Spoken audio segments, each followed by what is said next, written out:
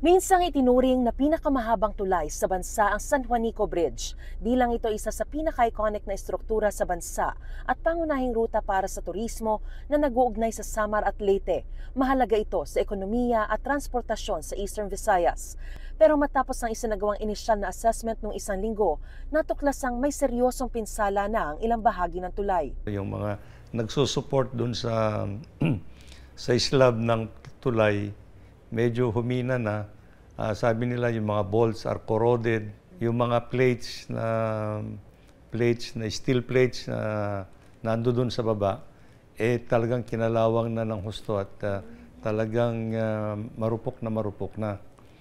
3 segment daw sa approach areas ng tulay sa Samar at Leyte ang kinakailangang agad na makumpuni o ma-retrofit. We better close it kasi we don't want to expose to danger yung mga motorists.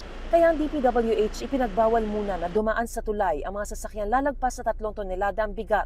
Mas mabuti na yung pag-iingat kaysa sa we tolerate actually. Hindi pa masabi ni Secretary Bonoan kung gaano katagal aabutin ang pagkukumpuni sa buong tulay, pero nakikipag-ugnayan na sila sa Philippine Ports Authority at lokal na pamahalaan para i-ferry ang malalaking sasakyang di makakadaan sa tulay.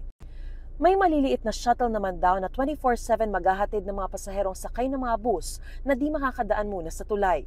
Aabutin daw ng 50 milyong piso ang gasto sa pag-retrofit sa 3 segment ng tulay na kinakitaan ng problema, pero posibleng umabot daw ng kabuuang 800 million pesos ang halaga sa pag-rehabilitate sa buong tulay.